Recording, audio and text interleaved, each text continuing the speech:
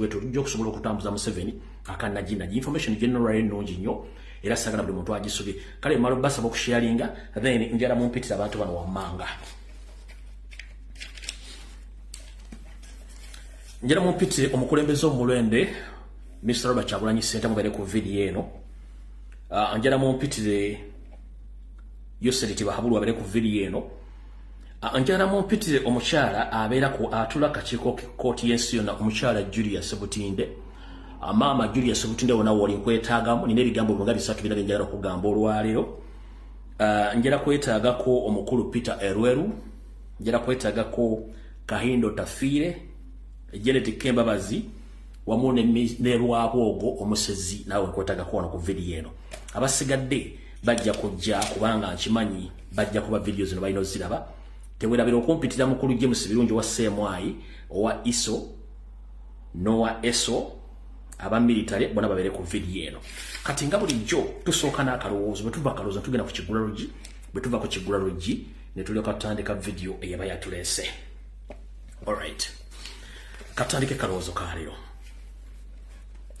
akalowoozo kalero njala kagenderi bonna Uganda yonna gy'osize okula akatambi kano okwetola ensi yonna nina ekintu kyenjagala okutegeeza naawe okyetunulemu nomala okyetunuliramu otandike okwekubamu mu mutima kikyoliringa nayo nga bwe nabaga nti ensi eno tekungula tugiyita mbuyisa akowa yagiviira tuli mu kabokka naye tudiringa n'abantu buli muntu ng'alina embeereza ez'obuntu mulimu abantu nga bo bayitako mulimu abantu nga baavaako mulimu abantu nga tebakyaswala kati bwe tugenda okusimba essira ennyo we wali omuntu ataswala ke kalowoozo ka leero gwe mwannyina azaali eyo taata wange ali eyo kojja ssenga naawe omuntu yenna ali eyo mu bulamu mu kalowoozo ka leero mu bintu byonna by'okola osookanga kunoonya ekintu kye bayita akafansonyi mu muntu bw'oba olina mikwano egyo sooka banoonyemu nti abantu bendiringa nabo balina akafansonyi kubanga omuntu ataswala abeera mubi nnyo omuntu eyeekazanga omusazi w'ebyayi ku kkubo n'akyuka face n'afuuka ekirala nga naye kyakoze akimanyi nti kikyamu munnange tomukyamangako tambula nga butambuzi weewalanga nnyo omuntu eyeekazanga omusazi w'ebyayi ku kkubo oyo abeera mubi nnyo kubanga n'okuttatta nkiddamu omuntu alina kalakita mu bulamu we nga ye taswala ne bw'aba akoze ensobi oba bbye oba atemudde bamukutte bona ne yeekaza eyo kalakita ekyasinza obutemu kati njala kuwagaabwa gw'omuntu yenna ali eyo tandika okunoonyereza mu mikwano gyo embeera zaabwe ez'obuntu zifaanagana zitya ngenda bbawako ekyokulabirako then tulyoke tusimbule tugende ku Kigula Lodge tukyali mu kalowoozo mu kalowoozo ka leero gwe wenna omuntu ali eyo bw'oba olina mukyalawo one nga taswala mukalu ne waba akoze ensobi nga yeekaza oyo olina kizibu goba bw'oba olina bbaawo ng'omukwatidde mu nsobi oba yakoze ekintu kyonna nga kiswaza abantu bakirabaku ye ne yeekaza ng'omusazi w'ebyayi ku kkubo oyo tolina musajja kabeere mwana kabeere mukwano gwo kabeere musomesa kabeere wakumenti wo kabeere omuntu yenna ng'alina kalakita y'obutaswala oyo muddukeko mulabe edduka oyo abeera mutemu nnyo n'okusinga omuntu wa bulijjo gw'omanyi oba okusinga ekisolo ky'omanyi omulabaga nti omulaba akuli okumpi abeera mwangu nnyo wakumanya naye okumanya obuvuna obudde bw'ekisolo kye bayita omuntu si kyangu nnyo okuggyako ng'omaze kituusa bwe kirina okulagira kalakita eyo kati omuntu gwe bayita nti yeekaza ng'omusazi w'ebyayi ku kkubo muveeko omuntu ataswala mwewale kubanga ojja kufuna shooku y'obulamu bwo era oyinza okufa n'ofa shooku n'otya abantu abasinga obuli bwe bakozeeko ebikolobero ne musirika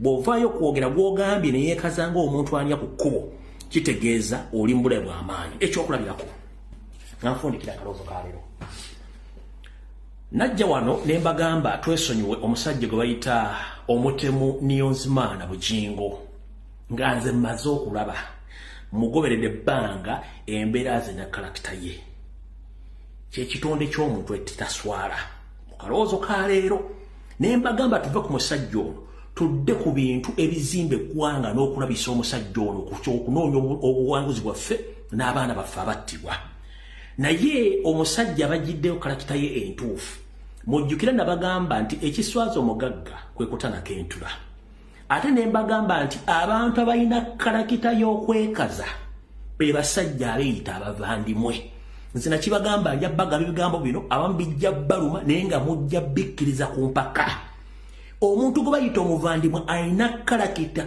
abantu bonna mu nsi yonna ne mu Uganda gye batalina gye bayita ey'okwekaza ekisooka tebaswala ekyokubiri balemera ku nsonga ekyokusatu ye kyayagala akiggusa talinga ggwe kati mwena bakomredi ngenda basaba mbawadde ekyokulabirako nti omusajja oba omukazi nga taswala tokolanga ne bizinensi tomwesembereza kubanga ye mu butonde bwe abataswala eyo kalakita mbi nnyo nabagamba tuve ku omusajja muveyo nga nze maze okulengera ti omusajja takola kitaswala lwaki mbagamba ebigambo bino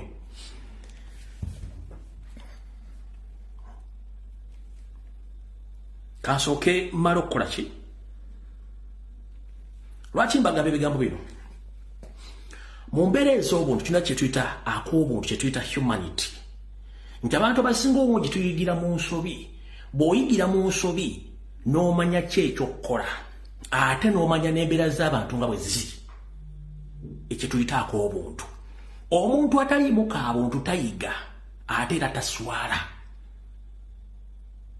omuntu alimu ak'obuntu asooka n'atinaga abantu boogedde ki naye omusajja n'avaayo ne yeekaza kubanga eno kalakita y'abo abasajja abavandimwe abanyarwanda ye kalakita yaabwe mupulya bulungi nnyo nabagamba nti omusajja oyo keyamala okutta oli oba mukuumi oba ani bagenda muwa tasiki ebikolwa nga byakukola ekintu ekizibu nnyo okukola omuntu omulala ebigambo byonna byayogera tabyogera lwakuba nti abyagala nno ali ku mpiso wakola kino olina okukola kino kyovula nti ayogera ebigambo kati bw'omanya nti omusajja alimu omukono ogumugamba yogera kino nomusigala nga mukyamuwalampa kitegeeza mmwe abatalina byakukola bannange tuyiga abantu kibe tudiringa nabo ekyo nkibategeezezza omwami ono alina ebigambo byeyayogera luli ne byayogedde ejjo nga nfundikira mu kalowoozo kaleero yagenze n'agamba nti abookya enguudo z'omu Kampala ate basimbamu ebitooke ne kikulaga entegera y'omusajja ono abantu bamutadde ku nninga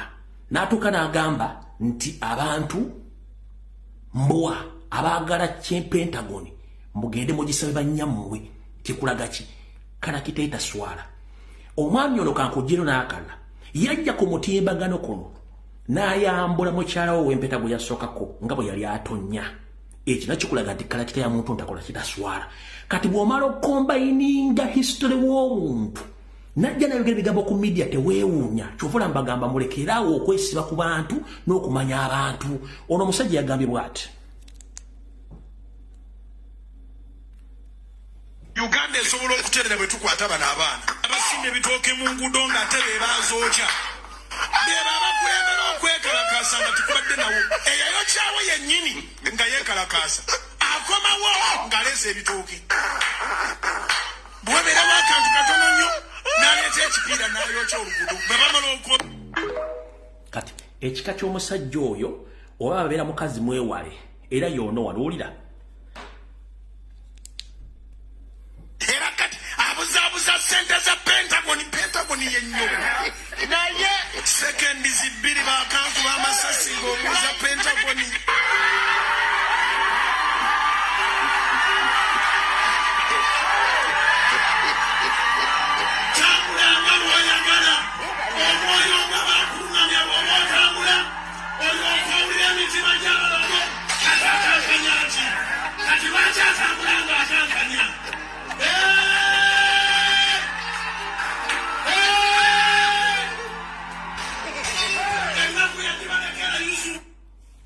ako ke bayita akabano supa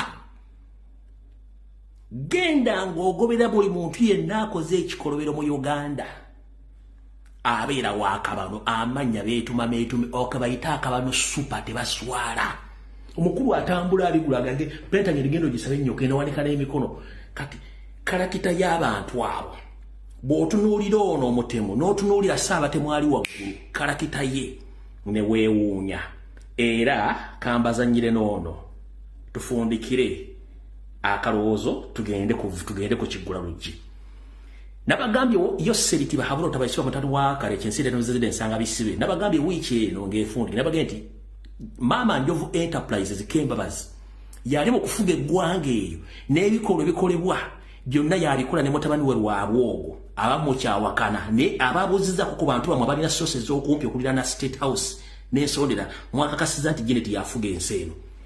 Omusajja yayiika dda Windows ntebakyasona zipreparinga.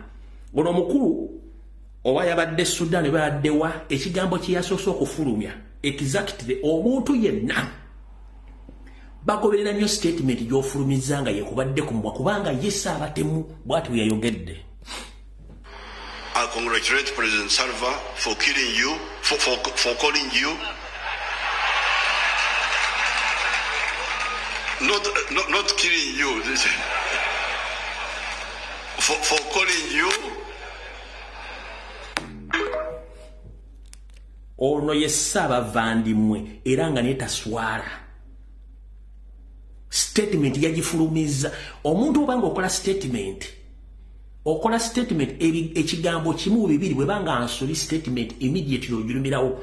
Kati soko lya statement yono musajja kanjidde bulungi nnyo. I congratulate President Salva for killing you, for calling you. Ekigambo for kill yatasobola kumala for killing you. Kubanga kye kimubeera ku mumwa buli kaseera kill. Kati mbagambira nti ono Windows ayiika dda bagezaako kuba nti bateekawo kintu naye ng'omuntu ebiga byayogera. Ate nabagamba the moment kasito reaching emyaka 8 amazima ogoogera era ono kyalejja kwogera amazima. Kati muve ku bantu mwewale nnyo omuntu ataswala mu kaloozo kali tugenze kukigula lujje. Kubanda obudde bugenda. Mutegedde bulungi nnyo. Ekigwa lujji kyalo jala kigenderera na Uganda mwenna. Abatambuze afulume eggwanga n'aliyingira. Nkiddamu omulundi ogw'okuboneza na kukikomya mwaka buwedde. Baboyi babulaza ba sister obutamanya tebukugisaako musango. Nkiddamu mu kigwa lujji kyalero obutamanya tebukugisaako musango. Nkoze video mpitirivu ziringa obugulu bw'eggongolo. Abazira bera bazisiima. N'abazinyuma nga bulijjo bakikola bamala bamaze kufuna bizibu ne bajjukira. Nkiddamu obutamanya tebukugisaako musango. Gwe sister brother ateekateeka okufuluma eggwanga ng'okozesa ekisaawe ky'entebe. Najja ne mbagamba nti waliwo abasajja n'abakazi abakola ku kisaawe awo nga bakola mu aviation mu migugu ne ku kisaawe awo batikka abaana b'abandi enjaga nga tebamanyi ne mwagaana okutegeera. Abaana bangi bali e China, abamu bali ku death row, abaana bali e Malaysia, bali mu Asian countries, abaana bali mu Saudi Arabia, abaana bali mu Dubai, bali oddawa ng'ekibakwasizza kwetikka mikugu gye batalinaako omutwe n'amagulu. Naye buno obubaka njagala bokuwa gwe omuntu yenna atambula ng'oyita ku kisaawe entebe. Weegendereze nnyo omuntu gw'osanze ku kisaawe n'akuwa omugugu ng'ofuluma Uganda. Uganda oyinza okuyisaawo pakeji y'enjaga eyo nga tomanyi nti njaga. Ne ku kisaawe giddako tosobola giyisaawo. Naawe ava e Kampala ng'ogenda waweeru omuntu n'agamba ntwaliraako emmere lumonde binyeebwa sima ebizigo. Please, bw'oba oli muntu ng'olina amagezi mwewala okwetikkira ekyo mutamanyi, otherwise bagenda kusomera kagy'otamanyi ofiire mu kkomera olw'eki. Tewali kintu kisinga kuttira muntu mu kkomera oba kyetuyita okuwa stress oba depression ng'okubeera convicted ku issue gye wabadde tomanyiiko. Nkiddamu teri kintu kisinga kutta bantu mu makomera ne beetuga oba ne bafa nga balamu. Ye mulamuzi okukubira enaga nti tukusanze ne kilo z'enjaga 2 mu nsawo. Wallayi nga tolina kintu ky'omanyi ku njaga, tolina kintu ky'ozimanyiiko. Ekyo kyokka kisobola okuttira mu kkomera oba ku poliisi mu bbanga ttono nnyo kubanga ate tokimanyiiko mu mutima gwo. Omuntu yenna gwe basiiba ng'abadde amanyi ku kintu ky'abadde yeetisse, oyo guba mulimu gwe era tafuna buzibu nnyo. Asobola n'okubeerayo nga bw'alinda buli kimu kikyuke kandi lwayagadde. Naye teri kintu kisinga kubeera kutta muntu mu kkomera oba ku poliisi oba ne ku detention center gye baba basibidde ng'alinda omusalira. Ng'omulamuzi okukubira ennyondo oba okuwandika mu fayiro nti baakusanze n'enjaga naye ng'enjaga togimanyi nako. osobola okujulirira nyoke yaffa kitawo yaffa jajjawo yaffa ne webuuza Katonda jajja God abeera ku address kimu simono nenge kikozesezza ekyo buteebuuza na butamanya abaana bangi bali e China balinde basala ku mitwe abaana bali e Dubai bali makomera balinde basiba myaka gibatamanyi lwa buteebuuza na butamanya teri kintu kisinga kutta muntu mu bwongo na mutima nga mulamuzi kugamba nti bakusanze nenja bakusibya myaka 30 nenge ekintu bakusibidde tokimanyi nako ekyo kikuba n'ofiirawo n'ofa bagenda okutugandira bakusibya 25 already ng'oli mufu baganda banga batambula mwegendereze nnyo ekisaawe entebe si kirungi nnyo erimu abaana bapya batambula napona mu abakadde batambula naye nga bakuwadde ensawo by'otamanyi oba ng'owetisse ekintu ky'otamanyi mwegendereze nnyo mujja kufuna ebizibu obutamanya tebukugisaako musango gwe muliro gusembye okwogera ku kigambo ky'entebe ku kisaawe n'emigugu gye babatika okuva e Kampala nga temumanyi bajja kutikka enjaga bagenda kukusiba ninga ne kukisikubya tokola ki tokimanyi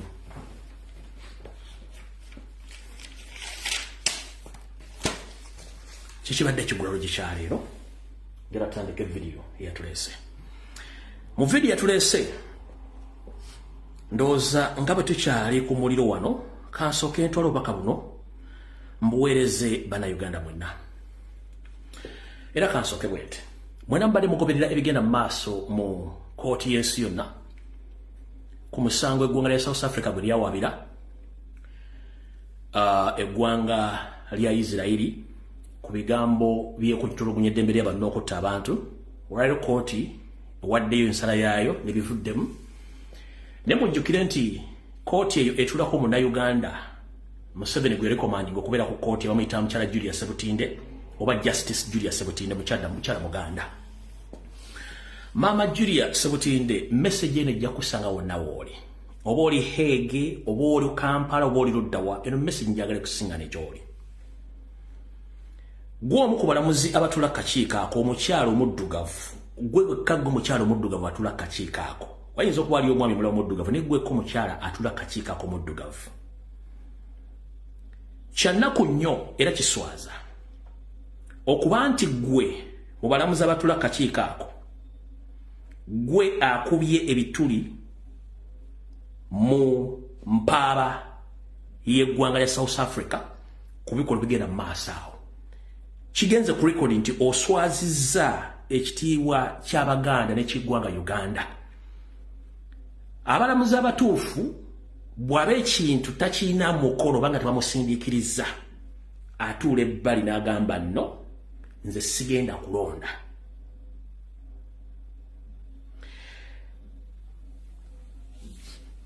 Statement yasomebwa eti Ugandan judge Julius Sebutinde voted against all the provisional measures South Africa fought against Israel. She is the first African woman to sit on the International Criminal Court of Justice. Bagambye nti omukyala munnayuganda amanyiddwa nga Julius Sebutinde ono mu kulonda okukwe yawakanyizza emitendera gyonna egibadde girina okuyitibwamu South Africa gye yasaba okusinziira ku bikolobero eggwanga lya Isirairi ze bikoze mu ggwanga erya Palestine nga ye mukazi asoose omuddugavu kakiiko ke kooti y'ensi yonna. Kitegeeza nti omukyalo ono ekitiibwa kyembadde muwa ng'omukyala ate ng'omuntu asomyeko kirabika maama wasomera bwereere.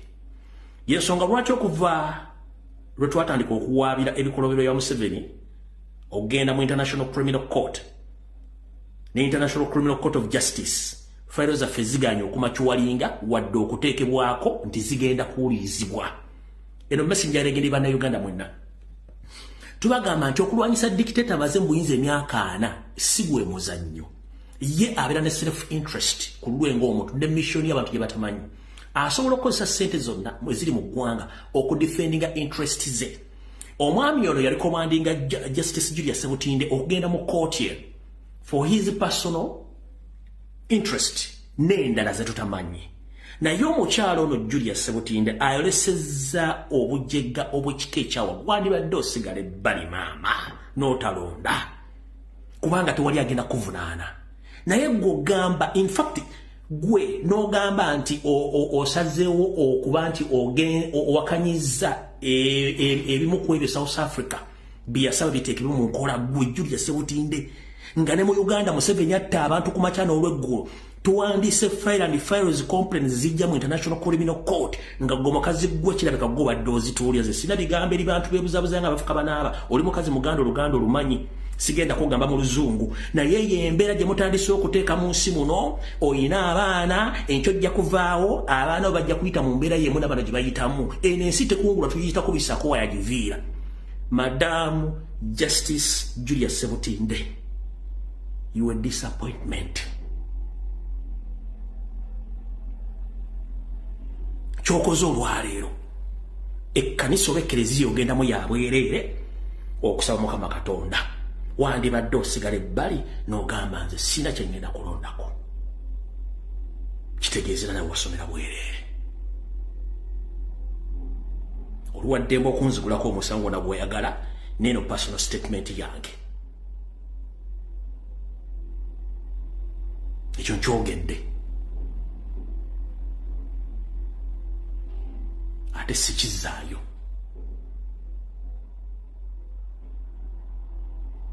waliwo oluyimba lw'abasajja baba bayita ba Black Eyed Peas bali mu America ndoza ne mu Bungereza bayimba oluyimba baluyita Where is your love omukwano gwo guli ludda wa bateekamu lyrics zaabwe zaalimu ebigambo bingi nnyo ng'era byefaananyiriza ku bannabyabufuzi n'abakulembeze abasomesa bye batakola oba bakola batasomesa nze tusobola kunga nti oli justice ng'olina ekintu kyolabako kirina evidence eri visible tangible n'ogamba nti ogenda against the request of the will of the people ng'oli mulamuzi kinzizayo kulimba laba basajja ba Black PIPs lo bayimba nti where is your love omukwano gwo guli ludda wa abakulembeze aboogere batakola oba bakola batakola nga beefudde kye batali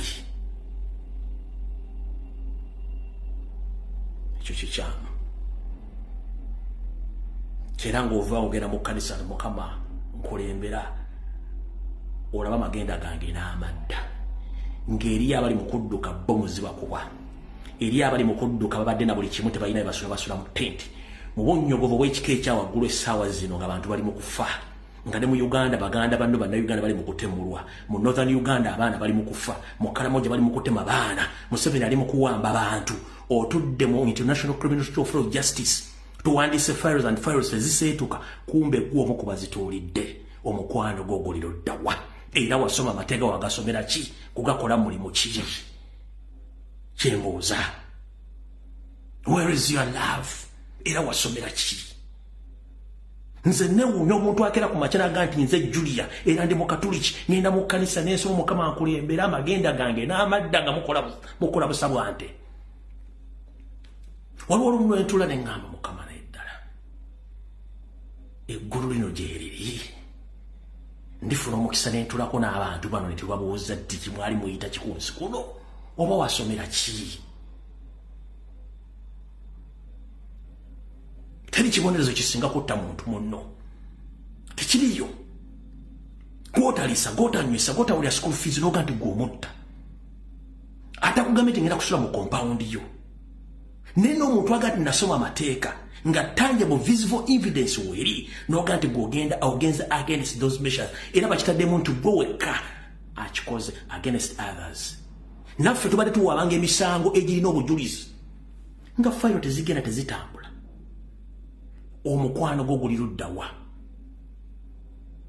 where is your love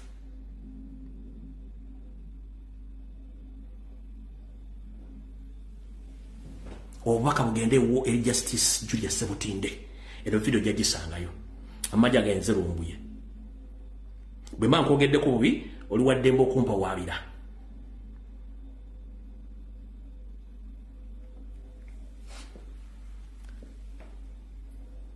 awo tufuddewo video entuufu etandise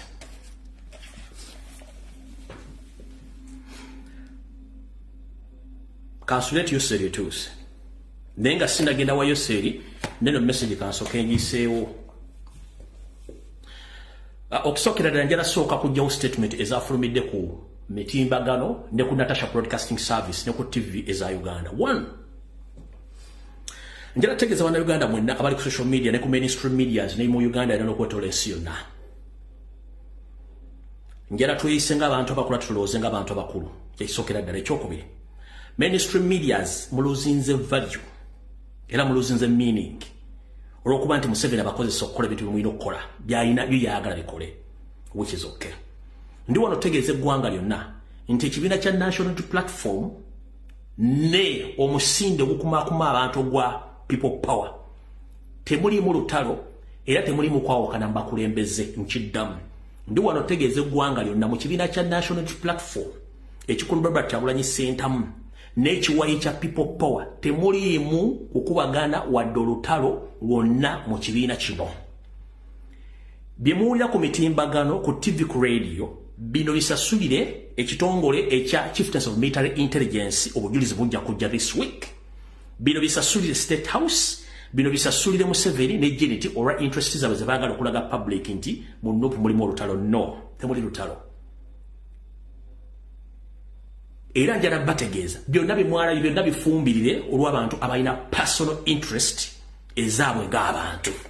Wano wengendo osooka obbatira mu kirasi mbasomese. Era njala mumpulize bulungi njala mukasole mukate ku mitimbagano gyonna. Wano ekigambo kye bayita kunga. Ekigambo kye bayita kunga mu Luganda kitegeeza kuteeka mu bantu ssuubi, bwagazi na kubategeeza nti tulikyayina omulimu gw'okuzza obuyinza n'okutereza eggwanga eryo. Okutegeeza abantu ebigendera by'okukyusa eggwanga kye tuyita kunga. Mu Luzungu bakiyita mobilization, to mobilize people. Oba okumaakuma abantu bateekateeka kye tuli okumaakuma n'okumobilize kye bayita kunga mu Luganda. Mu Luzungu bakiyita mobilization. Mukitegedde bulungi? Mu NUP tetulinaamu functions, no. Tulina people power. Tulina people power gwe musinde ogw'abantu ogwimidde ku bantu bonna. Political party yeringa UNEB center buli munnabyabufuzi afuna kadi we yesimbira. But ekibiina kya people power tekiriimu kye tuyita individualism oba NUP temuli individual oba people power temulimu individualism oba no. Maanyi g'abantu ge tuyimiriddeko. Omuntu yenna ajja n'akugamba nti ye yasinga obunene era w'amaanyi oyo abeera mukyamu. Statement ezayisa ku social media ne ku mainstream media ezigamba nti waliwo ayimiriza kunga. Ekyo yakikoze ng'omuntu ye alina self interest ne kale ke tuyita individualism ne ke tuyita supremacy. In a NUP stroke people but we don't have supremacy and we don't have individualism mechanism. No, it's a people power gemaanyi g'abantu. Kati omuntu yenna yagenda ayimiriza kunga. Ekyo yakikoze ng'omuntu individual alowooza nti alina supremacy mu kibiina oba ng'omuntu nga ye. It's just an individual who pretends to be more supreme than others. Nti yasuubira w'amaanyi nnyo okusinga abantu abalala. Ekyo kikyamu. Kunga is a mechanism of mobilizing Ugandans. So, mu political party, mubeeramu abakunzi abakunga abantu. So when you stop kunga oba mobilization, activity ki endala egenda okuyimirizaawo political party? Mbuuza, bw'ogamba nti oyimiriza kunga, a mobilization section oba team ekunga for on behalf of the political party, n'ogamba nti ogiyimiriza. Kati what is the function of the political party? Is to mobilize people. So ogamba nti oyimiriza kunga, kiba kitegeeza ne political party ogiyimiriza. Okitegedde? Mu NUP ekibiina kya National Platform ye UNEB center number buli politician yafuna kadi egenda okwesimbawo gye yesimbyewo. People power gemaanyi g'abantu gonna agasalawo ani agendayo ani atagendayo. Kati ezo functions ebbiri tewali erwana na ginne waayo no. Naye abantu abali mu functions ebbiri mwe muli abeeyita bakamenyo asobola okugaa nti kino kizeewo kibeere tekisobola kubanga kunga si political function mu NUP no oba mu people power no. Just it is a mechanism ey'abantu abakyalina omulama ogutegeeza abantu n'okubajjukiza ebigendera by'okukyusa eggwanga okubateekamu kye bayita mulaalo boosting. Kati bw'ogamba nti ogyewo kunga ebadde teeka mulaalo boosting nga Museveni asasulira billions and billions and billions of money NRM okumobilizinga. Whom are you working for? Okoleraane. So, wano we bagambira tetulina lutalo lonna mu kibiina kya national platform kabina people power no. Wabula waliwo abantu abaagala okwefula nti they can stop some functions or some mechanism mu kibiina ezaateekebwamu okujjukiza abantu emirimu gy'ekibiina n'okukunga abantu. Nga balowooza balina supremacy, balina mechanism eyaabwe nti they can order no. Tetulina individualism mu kibiina tekiriyo. That's why tukosa people power. Tetulina muntu nti ono yayimiddeko ekibiina nedda. Ekibiina ky'abantu bonna, people power y'abantu bonna abasobola okudecidinga nti gundi fuluma gundi yingira. Negwe agamba nti osobola okuyimiriza function emirimu gy'ekibiina nga togifacilitating nga togi. That is a wrong platform and it's a wrong method. So mainstream media zinaabala. Ekibiina kya national platform tekiri mu lutalo kebere people power no. Wabula waliwo bali individual abagezaako okuyimiriza speed ekibiina n'omusindeko paka okugutambulira okusinziira ku personal interests zaabwe ne secret missions ze balina. Uza mukitegedde bulungi. Waliwo abantu abalina secret missions ne missions zaabwe bonga abantu okuyimiriza speed ekibiina kwe kitambulira. So mutegedde bulungi. Kati Natasha Broadcasting Service simebukedde biki. That is total nonsense. We are less concerned about that. From kibiina tetulina mu individualism, tetulina muntu ali more superb than the president. No. Kyekyo. Awo nvuddewo zabe mwategedde. So oli wajjalaga nti kunga yibiriza kunga kya Uganda. Mu luzungu akiyita mobilization. Political parties zimidde ku mobilization.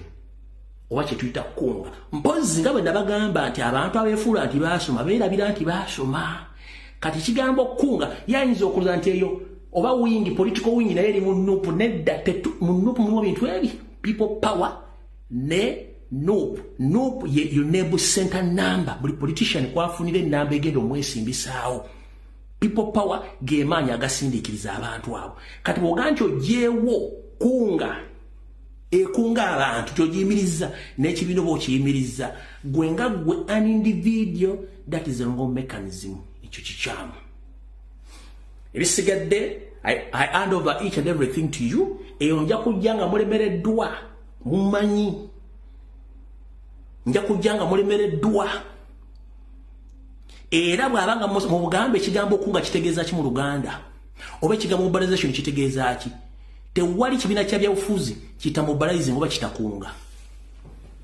Kyemba mbuuze mba musanze okujjako nga kafa bozuku oba aliko Windows zaayika oba aliko amadinisa ge kajjansi ng'aliko obutuli ku mutwe. That is it.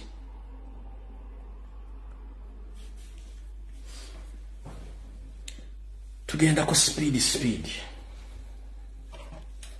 All right. Kansoke nano mpiseo mangu. Then banda information nyingi jenjagala bawa.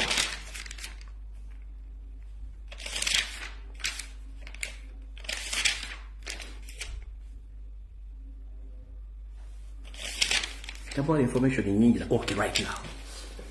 Ekirala. Bobo manyi nga oli munda Uganda oli shareholder mu company gye bayita New Vision ne Bukedde. Mpuliriza bulungi nnyo. Bobo oli munda Uganda ng'olina shareholder mu New Vision stroke Bukedde genda ogyeyo shares zo oba ssente zo ng'obudde bukyali. Kakidde mu luzungu. If you're Ugandan, you know that you are among the shareholders in New Vision Company Stroke Bookend. Please go and withdraw your shares before it's too late.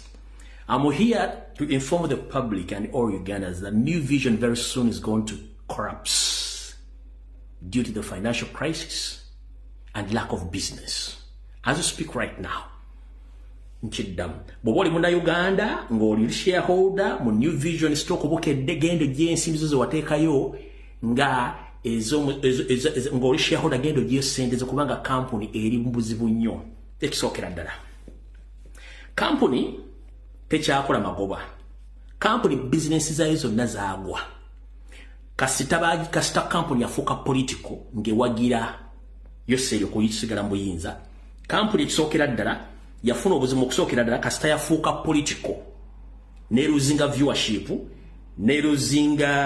yaluzinga viewership neruzinga sponsorship neruzinga sales ez'amawulire boss New Vision ne Bukedde neruzinga ba sponsors ba supplier babanja abakozi babanja bakyusibwa enkya n'eggulo kati gobanga oli shareholder gendo gye sente zo mangwe za shares mu New Vision ne Bukedde company.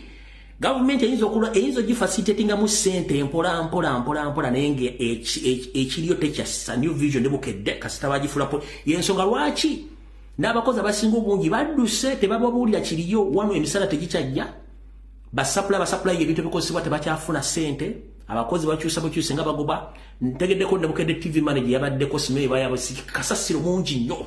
Kati mbategeeza woli shareholder ngoli wateka serezo mu Bukedde ba New Vision ngoli shareholder gendo jesende zo company ekola bubi nnyo egenda kugwa. 1. Social media taking over all platforms. Abantu balangira ku social media. TV tezikyalina business. 2. TV tezikyalina content. 3. TV ngazo ezimu Museveni yazifula political. Nga New Vision mweri n'olupapula abantu bakyagula mawulire babisanga ku social media kati obupapula obuke kati kansoje no batemere obulango ku TV ya Bukedde ne New Vision bwagwa ebitundu nkaga ku buli 10. Obulango ku TV Bukedde ne New Vision ko sane Bukedde radio bwagwa ebitundu nkaga ku buli 10. Sponsorship aba sponsoring ya company sponsoring gundi ba program eno ba sponsors bagwa ebitundu 7 ku buli 10.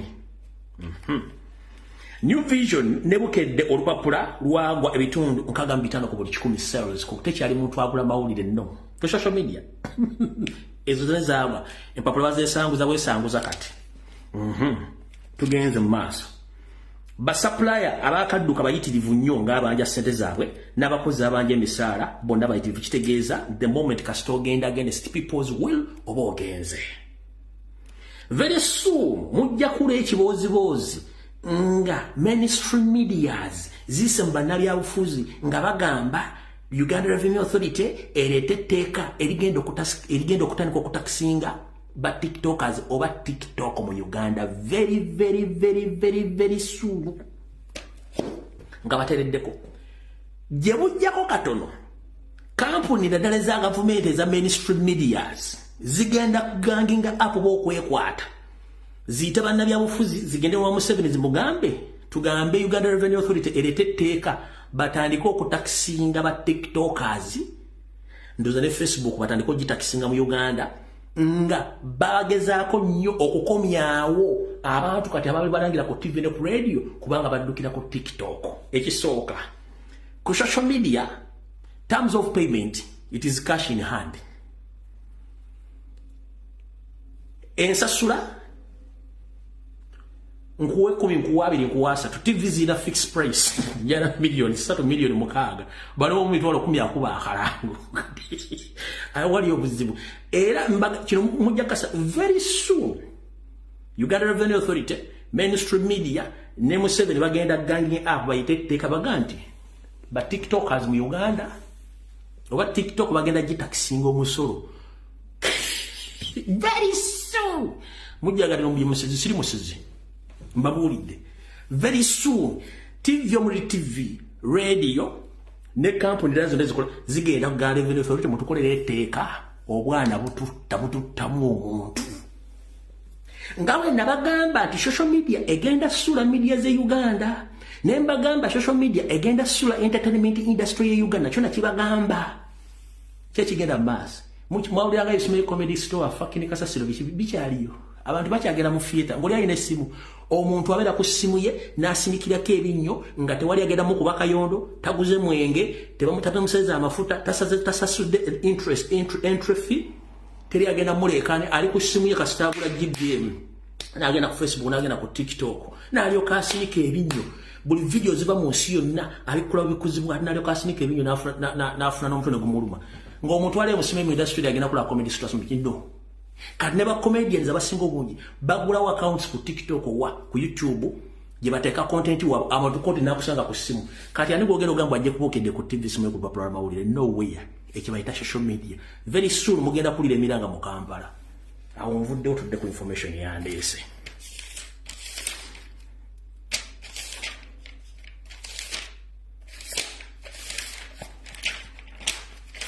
all right Yose kansubire nti otuuse bulungi nnyo buno bakanjala bugenderi mwenna bana Uganda najja nenkola statement abane baga omuyo akyayogedde ekigambo kino nakyogera okuba nti na information ne history gwenkola naye lwakuba nti nsirika wetwogerera essaawa zino kino mujja kiraba Yose mwalimu ebuzizaako lwaki Yose abaana bonna ba student abatalina in fact embeera entuufu buli student yenna nga tonaweza myaka 18 mu Uganda nga bwe kibadde luli rights zo zonna zibeera na muzadde identification address byonna bikola ku gwo omwana ng'omwo bikola ku muzadde paka ngoweze myaka 18 era abaana bonna ku ssomero bali bafunanga school identifications oba ku university oba ku primary oba ku secondary oba ku college bafuna identifications mubadde mukimanyi lwaki Yose yagamba nti abaana bano batandika okufuna endagamuntu kandi okuvire ku ntono Yose buli lunaku ayingiza abanyarwanda abalundi abaruti aba Ethiopia nabo bateeka mu bitundu ebirala byonna by'eggwanga kati mu process y'okugamba abaana okweregisteringa bakubira mu akwate ejjinja limu alikubisa ebinyo bibiri akikola atya bwagamba omwana mu registering afune endagamuntu buli mwana oyo aregisteringibwa bakozesa nene namba ye okugiregisteringamu omunyarwanda omu Ethiopia oba mu Eritrea era amanya g'omuzadde omukazi oba omusajja ge bakozesa ku mu Eritrea oba mu Ethiopia oli do you copy that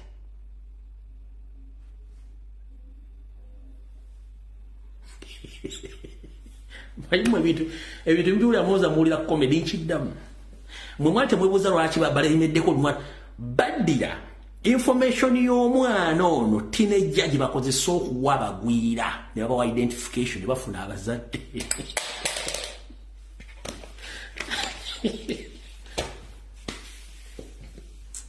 mukitegedde omwana ono beba musaba nti baagala kufuna nini namba ya mama ne taata omwana bamufuna identification bada yafuna nini namba baddira details z'omwana ono zonna zebawa abantu bali bonna abagwira ku mugiro yafuna amanya ga taata w'omwana n'agamba mu omwana ne gye bamuzaala yonna yonna ne bakolera mu system kati manyize byange saagala kubaga nti gundi yagombye ekigambo gundi nga tekiriiwo ono musajja mu Eritrea bangi nnyo aba Eritrea aba Ethiopia balina national identification za Uganda era nga bagenda kulonda yino masanga baleekaanira eyo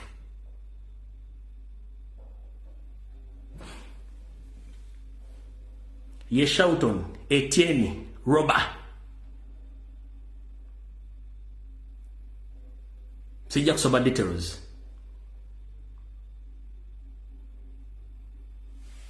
yiyo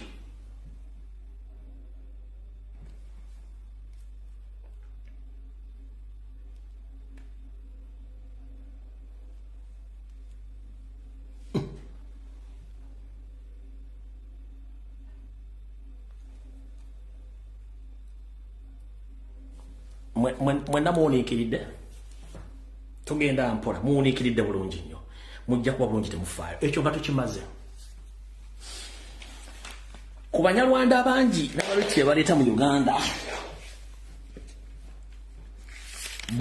bonna balina national identifications ne passport za Uganda ezibakkiriza okulonda wetwogerera sofa okusinziza ku secret information gye nnina Museveni yakaligestalinga miliyoni 4 okuli aba Ethiopia, aba Eritrea, aba Somalia, Abarundi n'Abanyarwanda nga bonna bagenda kulonda.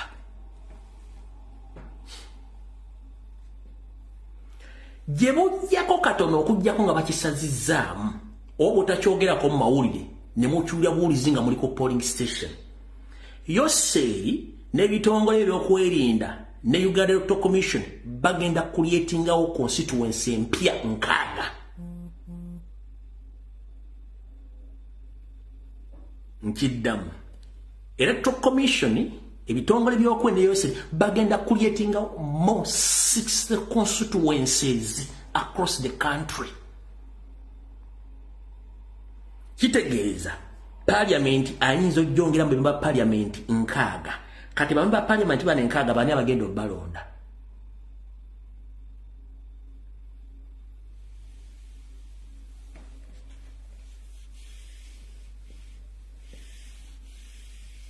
Video temugikwata mugireke nzimbabye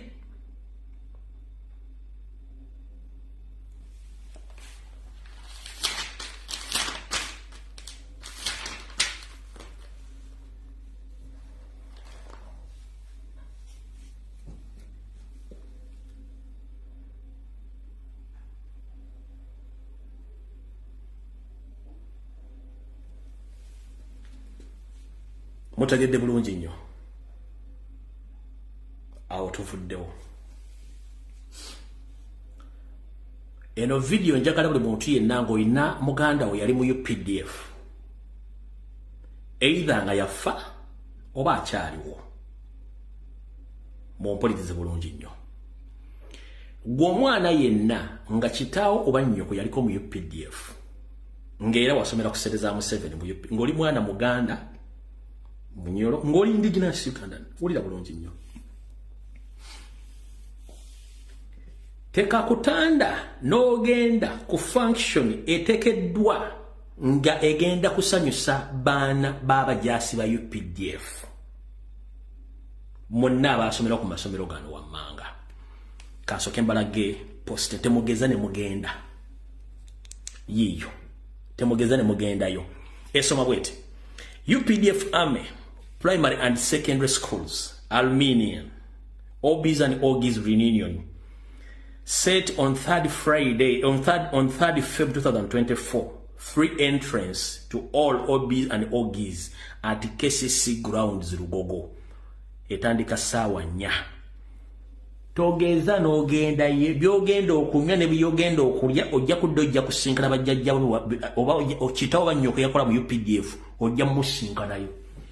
Museveni akimanyi nti mwafunda dda information nti bazadde bammwe bamuyiya batta awamu temwabalabako okubateeka mu masomero ga UPDF okusoma. It wasn't a coincidence naye bamanyi attitude yammwe kino bakikoze okukuŋŋaanya buli mwana yenna munna Uganda indigenous nga muzaddewo yasavingako mu UPDF bamanyi muli mukolaki mukokolima kasitaka kutanda n'ogendayo amazzi gonoonywayo oba soda oba mmere gy'onoolya jjajjawo bakusimire ku bijja byewammwe omanyiza ebyogera byo ne mutandika okwesiriwaza nga bafuka banaaba gwe ng'omuzadde oli eyo olina omwana wa Muganda oba wassengawo nga yasomera amasomero ga UPDF tomukkiriza genda Lugogo ennaku z'omwezi 23 omwezi gw'okubiri omwaka guno nti okuyingira kwabwe n'okulya kwabwerere ebintu bino State House yebitaddemu mukono ne Salimu Sali Kisawo Vuga baagala kujjawo baana bano bonna ennamba esinga obungi. Embuli etefa yonna muyinza okuba muli mu kakadde nze kasitanta asake emitwalo 5 oba emitwalo 6 abasigadde nemufa we don't care kubanga obusiiwa mujja kufiira ddala ekyo nakyo kibagambe kivudde waawo.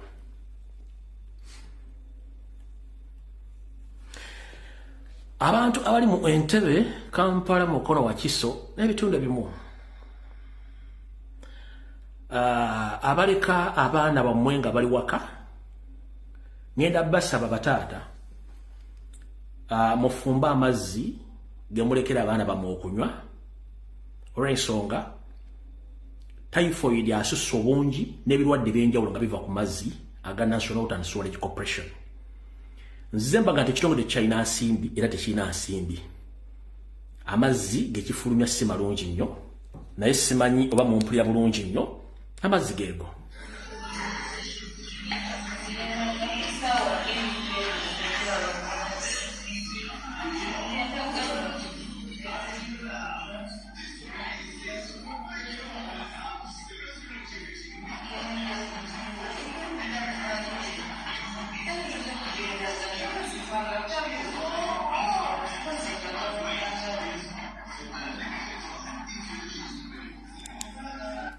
Amazzi ga National Water and Sewerage Corporation nga bwoli kigambo sewage kati bagafugafukira ddala sewage si malungi ga kunywa.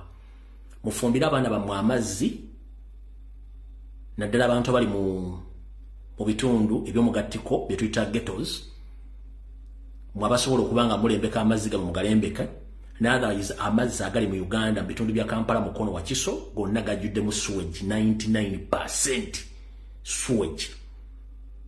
Nkiddamu abantu b'Entebbe, Mukono, Kampala wa Kiso amazzi ge munywa makyafu era bwe muba musobola either mugafumbe oba mugende mu clinic oba mu pharmacies muguleyo ebintu birongoosa amazzi gamba nga amakerenda mulyoke mukozesa amazzi ago.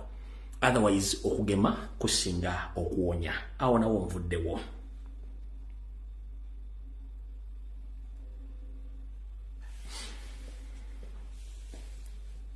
Naka video kenatadde ku mutimbagano nga mbalaga okubonaabona kw'abaana bannayuganda ko balimu mu ggwanga lya Saudi Arabia n'ebitundu ebirala ebya Middle East. Ewantu wamu nfuna okubuzibwa buzibwamu nganze omuntu nakino kankibagambe. 1. Ebbulwa mirimu mu Uganda liri ku bitundu 95 ku buli 100. Ebbulwa mirimu mu Uganda liri ku bitundu 95 ku buli 100. Songa ate obulango obukuwa ku radio okuga nti emirimu gye giri mu mawanga g'Abawarabu bulungi nnyo era abaana ne bagenda. Ekituufu kiri nti eri abaana abafunirayo ensimbi n'emirembe naye eri abaana batafuna nsimbi na mirembe era ne bafiirayo abo nabo gye bali. Wane wajjira olugero lw'Omuganda olugamba nti semusota guli muntamu bw'ogukuba tofumba era bw'ogulekamu tofumba ogenda kukola ki? Fogwaffe tugenda gukola ne tetulina ngeri gye tusobola kuyimiriza mbaana bakufuluma kubanga eki e Uganda kitokota se kisaanikire ate ekiri eno gye bagenda kyo kikuba n'engalabi. Kati nga batubera mu lutalo nti eri abafa ne basigala eryo n'abayitamu be bayita ba heroes nenga hero mutufu yabafudde. Kati gwe Muganda nga tonnava Uganda eri ebintu bingi nnyo batabukubulira ng'ojja e Dubai oba ojja Saudi Arabia oba ogenda Yemen oba ogenda Loddawa. Nendowooza tetujja kutaasa bantu bonna, tujja kutaasaako era tujja kulabisaako be tulabisa. Omugaso gwa embassy ezisinga obungi mu nsi yonna kwe kutaasa bannansi b'ensi ezo embassy weziba. Tulina ekizibu nti mu Uganda abantu abasinga obungi tebaagala mateeka era amateeka gabawunyira ziizi. Mu nsi ezaakula omukulembeze yenna alondebwa era amateeka gaba gamufuga era ne baba agenda okufulumya ekyogerwa akifulumya yeegendereza sina kintu kisobola omufiirako okufiirwa omulimu oba okukomekkereza ng'ali mu nkomyo. Ebbanga twawulirako minisita w'ensonga z'amawanga amala omukulu Okeroliem be yagamba nti abagenda e Bulaaya okukola naddala mu Saudi Arabia n'ensi endala ba idiots era tebalina mugaso ne bafiirayo naye nga minisita akwasaganya ensonga z'amawanga amalala. Era bamubuuza ku bannayuganda abafiire Karamoja bawera akenda abafudde enjala n'agamba nti abo basiru tebalina kye basobola kukola kubanga balina ettaka kubanga ye yali n'agejja kati yajjula omukka kuba bukubi mpiiye, which is okay. Ne mujjukiza nti mukulu Okeloriem omukulu Yoseri Tibahaburo tabaisirwa gw'omanyinga Museveni yatta kitaawe ekyo kimanyi, era he admitted that akimanyi Museveni yatta kitaawe nendo zatalina option. Kati bw'owulira minisita eyandibadde ateeka omulamwa ku embassy za Uganda zonna we ziri okukola kye tuyita proper supervision oba okunoonyereza abaana bonna bannayuganda we bali, nga munnange yeeyogerera ng'akimezezza okw'omusana, weewuunya enkola eya Uganda bweri. Tetwagala nnyo kudda ku mutimbagano kulabisa ggwanga nakola ki, ne ku lwa bannayuganda tujja kikola. Mbuuza lwaki ambasada ali mu Saudi Arabia Riyadh, omulimu gwe ekituufu kiki ekikuteesa Saudi Arabia awo? Be bannayuganda abagenda mu Saudi Arabia okola mbiyumba, ne bwabanga omwezi munnayuganda yasindika omutwalo gumu okudde waka, kwe kuva omusaala kw'ofuna naawe n'olabirira abaana bo, ate n'eggwanga litambula ku ssente za Kadaama, naawe ambasada n'olinya ennyonyi n'odda n'oyagala ne famire yo. Kiki ekikutuuza mu yafeesi eyo mu embassy ng'abaana bali mu detention centers? Waliwo kye tuyita diplomacy negotiations, nti singa wabeerawo obutakwatagana wakati w'omukozi ne mukama we, gavumenti ya Saudi Arabia ebiyingiramu ne police ne bayita ambasada oba representative ye ambasada okusolovinga okujjawo kizibu ekyo abaana baffe n'otabera mu detention centers. N'ekikwasa ennaku mu 21st century mu kyasa ekya21 nga bannayuganda bakyasibwa mu toilets bali mu detention centers nga bali mu kuvunda olw'okuba nti baagaana okugenda ku bikolwa ebitali bituufu mu bulamu bwabwe. Byebiriwa mu mateeka gafuga abakozi mu nsi yonna, at least omuntu akola ekitono nnyo essaawa 8, bwe kiba kinene nja kukola essaawa 12 n'awummula. Omuntu oyo ali entitled okunywa caayi, okulya lunch n'okulya ekyeggulo. Era omuntu oyo ali entitled ku mirimu egiri basic egiri mu contract ye. Naye abaana batuuka eyo bifuuka birala, k'obeere ggwe naawe ofuna mwaka obuntu ne weekyanga. Siwagira abaana batoloka ne batologa papasire nga emirimu gye baasuubira si gye bali kumukola. Nkiddamu, siwagira abaana batoloka ne batoloka papasire olw'okuba nti ebyabatwala si bakola. Omuntu omutuufu akola essaawa 8 bwe ziba empanvu ennyo ziba essaawa 12 era ne yeebaka. Omuntu oyo ali entitled okunywa caayi, okulya lanchi n'okulya ekyeggulo, ali entitled okwebaka, okufuna amaanyi aganaamusobozesa okukola. Ompulira bulungi nnyo. Era omuntu oyo bw'amala okukola alina olunaku lw'alina okuwummulamu, kye tuyita holiday oba olunaku ne bwe luba lumu ng'awummuddemu. Ebintu ebyo abaana bo tebabifuna, y'ensonga lwaki bava ku mirimu egyo ne beewaggula, si lwakuba nti baagala. Kati embassy n'abagirimu bwe muba temusobola kumanya buzibu baana bafeesinga, obwambasada oba bukuyamba ki? Mujja tugamba nti embassy ebeera mu ggwanga eryo olwa interest za gavumenti, naye ku interest ezimu ku za gavumenti be bannayuganda abali mu nsi ezo. Okitegedde bulungi nnyo. Kati munnayuganda abanga ayisibwa bubi gwe nga tofudde, kiba kitegeeza nti gwe omulimu guba tugutuukiriza. Tugenda kubasaba ambasada wa Uganda mu Saudi Arabia mu kibuga Riyadh ne ttiimu yo yonna oba staff members si bannayuganda, we don't care, but they are there representing Ugandans in Riyadh in the Ugandan embassy. They are paid on the taxpayers' money. Who are the taxpayers? Those are the girls and maids who are already in those houses working like robots. You should respect them. Tosobola kungamba nti omwana w'omuntu asobola okukola 24/7 n'atawummulamu n'atayiika windo. It is impossible. Naye abaana batuuka mwene embeera gwe ambasada nga tosobola kuvaayo kubuuza vidiyo gye tulaba ku mutimbagano guno yabadde etegeeza akiwulira. Bano abaana bannayuganda Buyambe tunyana bakisubirayo mu biyumba bajjako esi batuwambako ewuwe zaffe buli kimu. Ate ofiisi yetukola ebyo byonna tetubifunira mu kiyumba, naye ofiisi ate bakama baffe bakiriyalinga tudde Uganda, ofiisi netukwata ng'eyagala tujjamu ssente tusuubule. Batujjeko tebatuwa mmere, esi baziggyeko. Tetulina kye tulina kubanga kigamba newomusa kye wakola nga tolina kye wakola. Engo ye baziggyeko tumanje bamutwala tumanje bamututte oli gwe Amina Kambugu bamutute tumanje bamututte ate odeva Uganda mu Bamukunja mu kampani yaffe bagiyita Bantu Establishment esangibwa Kitintale eyawe bamuyita Madam Esther bane mutuyambe tuli Saudi Arabia n'akatundu tetukamanyi mujeti balagenzi yonna wonna baatulokingidde awantu wonna wasibe tewali we tufulumira ezigizizo zonna zigule teri yadde esi tetukyasa kino kye tuyita modern slavery. Mr. Okolerye oyina abaana abobuwala yoseere gwe lake naafu wabba kati n'ogejja oyina ssente. Ambassador wa Uganda Elagide ne bw'okulala mu office mulina abaana. Once upon a time, today you are blogging around, but tomorrow you're not going to be there. Your grandkids and your kids, they might face the same situation. This is what we call humanity. You know, this is not, let us put politics aside.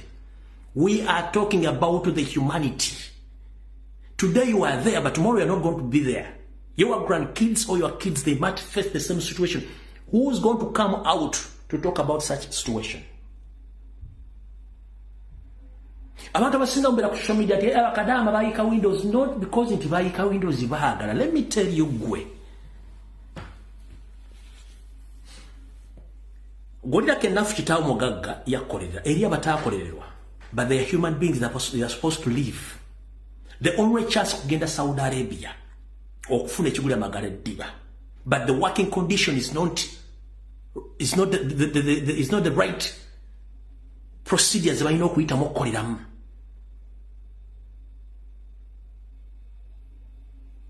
Lwaki eva tukaaba na Uganda ng'ensente naziri safe? Eritreans bali okay, ababangali bali okay, bannakenya bali okay, n'ensente naziri. Lwaki bannayuganda eva tukomplaininga ku bintu by'abaana baffe bannayuganda bano bannyinaffe baganda baffe? Ate gino gye emisingi egivaako omusolo. Kati omusingi oguvaako omusolo bagwonaabona ng'osuulidde nti bagenda kukola batya munnange? Abaana mbala ku TikTok ng'akola vidiyo akaaba si lwakuba nti ayagala, kimuyitirirako. N'omulaba nga yeeyambule si yagala nti ayagala kweyambula, no, nnaku. Goli Kampala enkuba etonnya omusana gwaka well. Saudi Arabia banze n'okumala omwaka nga tebalabe ku nkuba ng'abeera mu AC. AC we bevudde kitegeeza nti oli AC we va ku kiba kitegeeza nti oli mu gundi, oli mu oven. Oven mugimanyi n'efumba emigaato beebugumya emmere gy'oba olimu. So kati omwana bamuteeka mu luumu nga temulimu AC nga bamulookinzeeyo. Kiki omusubira okubanga agenda kibira? Balaba nga bafaanana. Gwe n'okkala y'abaana bano ekusanyusa. Kale abana kusanyusa ene enfana gibafana. Yandikira bakisubirayo mu biyumba bajjako esi batuwambako enweza.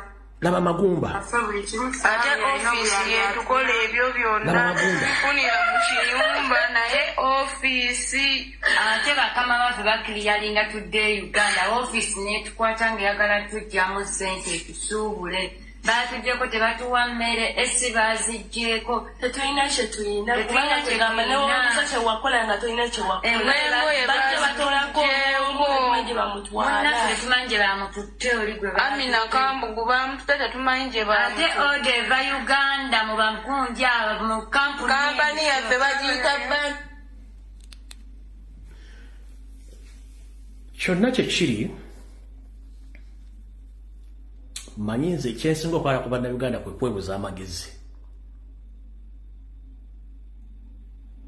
Bannayuganda tebagenzeeyo leero ate tebajja kukoma kugendayo. Naye bw'oyogera ku nsonga kiba kitegeeza nti ejja kukolebwako. Bw'osirika kitegeeza nti tewali agenda gikolako. Olwaliro oli bulungi naye waliwo enkyawo tajja kuba bulungi nga kijja kwetaagisa okubeera mu mbeera y'emu. Minister Okello Embassy Saudi Arabia, Embassy Uganda mu Saudi Arabia Riyadh, Ambassador, please, with much respect or with due respect, we request you as a diplomat to intervene in such a situation. There are so many Ugandans who are rotting in different detention centers, and they are willing to be repatriated back home, but they are lacking communication because the embassy staff, they don't care. So we call upon the Parliament of Uganda and labor expulsion companies in Uganda, in Saudi Arabia, please treat Ugandans as human beings.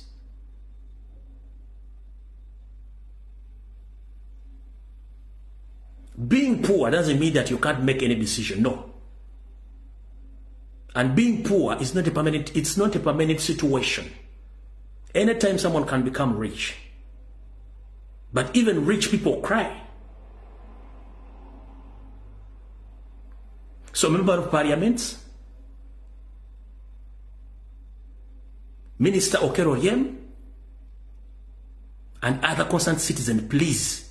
There are so many Ugandans suffering and rotting in different countries, most especially in the Middle East. These are taxpayers. They must be respected and they must be visited as other countries do to their fellow citizens. But Uganda, what went wrong? How over the war?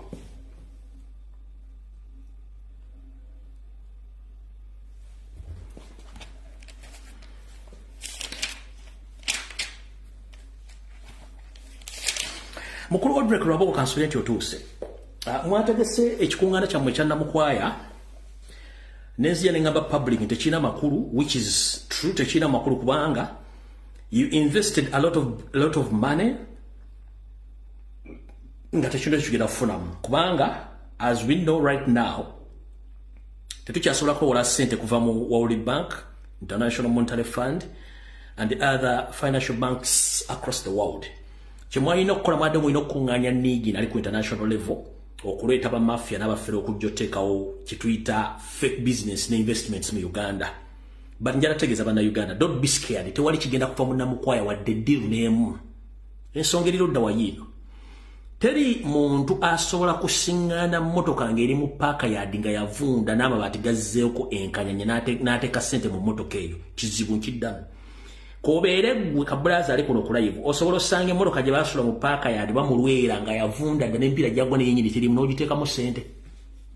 Ng'emmotoka ziri mu bondi empya osobola otekwata ssente zino ziteeka mu mmotoka yavunda. Kati Uganda ne Museveni regime for 38 years yafunda dda. All for dignity bakimanyi nti Uganda nfu tebasobola kukwata ssente ziteekamu ki, it is impossible.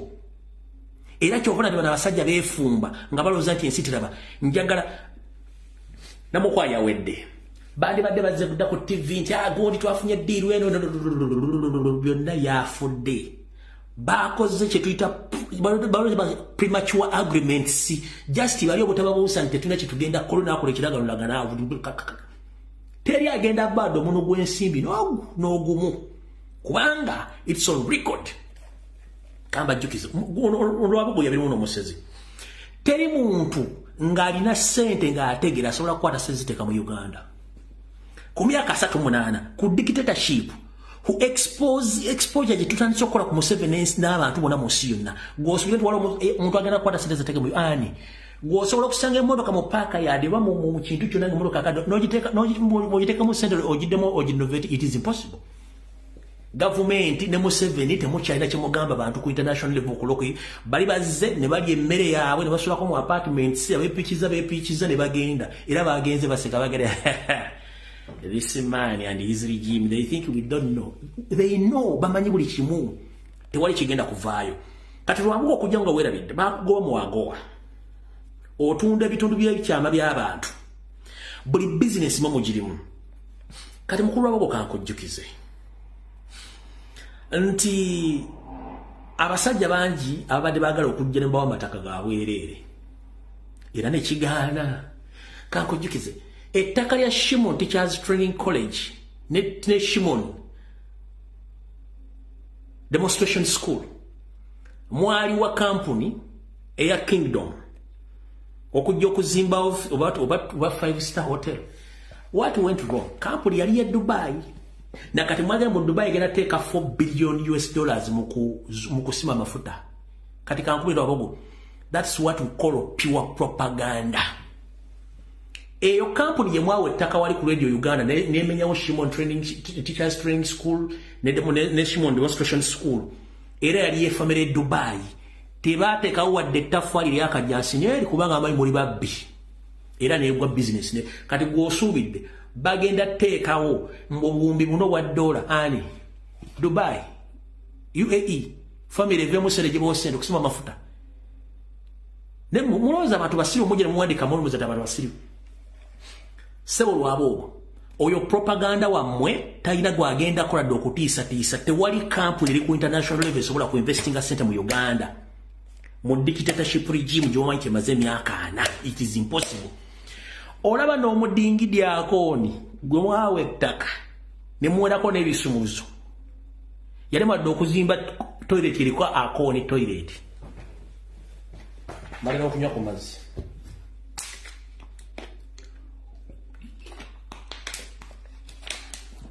kambadizeyo katono baleetawo bafirimu bagenda ku basi God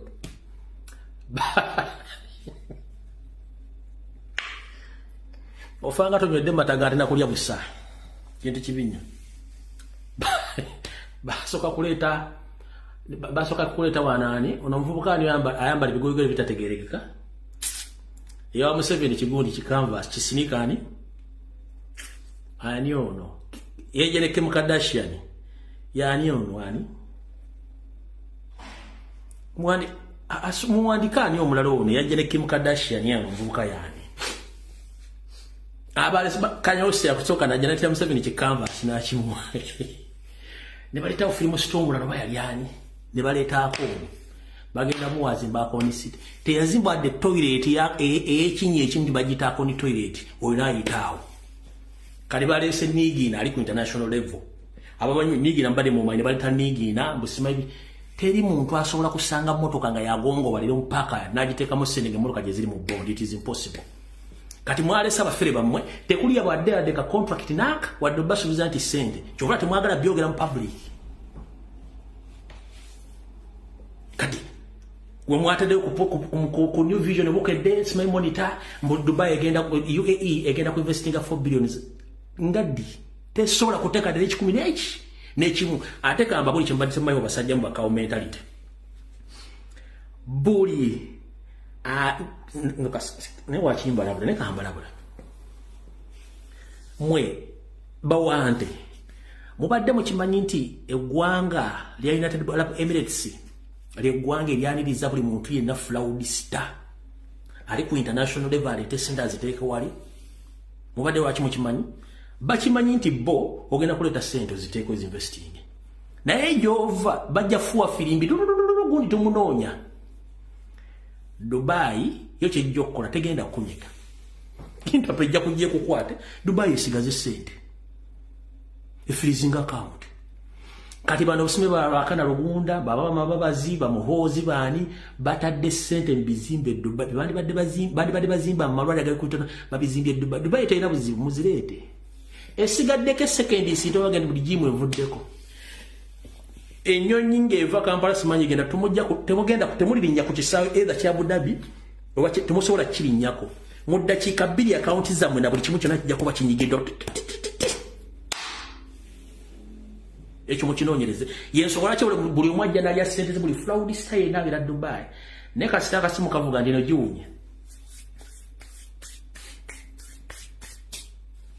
goloza ebizimbe byonna biri mu Dubai bebabyezimbira ate temuyiga Gaddafi yalina ebizimbe bimeka Mobutu yalina ebizimbe bimeka bani bona bali bazimbi okwetola ensi yonna bo bakkiriza kasitero kavuga nti kawedde mu agawoke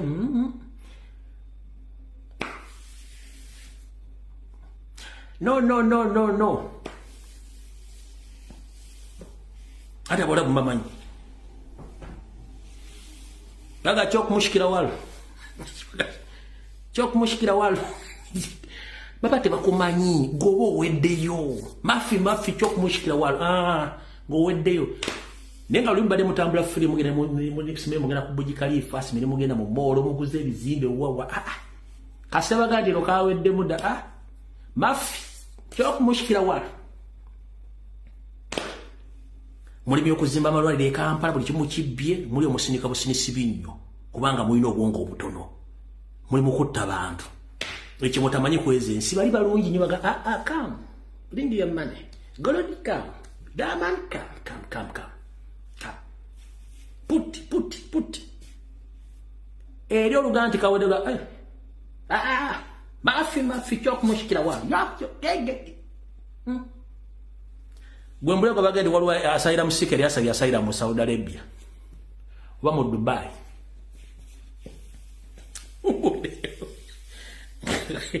Yaddo kwa bagandi wali Dubai yeba sani. Karas. Finish.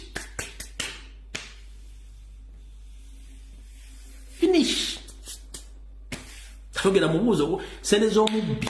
Kyopala Bible ogamba nti banyo bwoli mala okubba ngana bakubba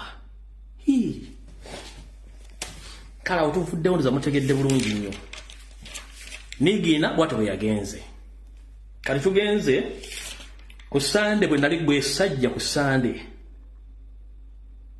bwe sajja waliyo meeting y'aba General mu State House Entebbe Museveni yabayita mulibe byaliyo ku Sunday wedde Museveni yayita meeting y'aba General bamala okwegeyamu bwe bali begeyamu oba Peter Lweru waliko mizimu gy'abakonjo gye gyamulinya oba gye gyakola ki Peter Lweru yanyokera mu meeting Peter Lweru yayimuka n'agamba Museveni yamugamba we are tired of this mismanagement of this country and then the forces. First and foremost, your son. He keeps on disrespecting all the senior arm officers. Gagamba didigi.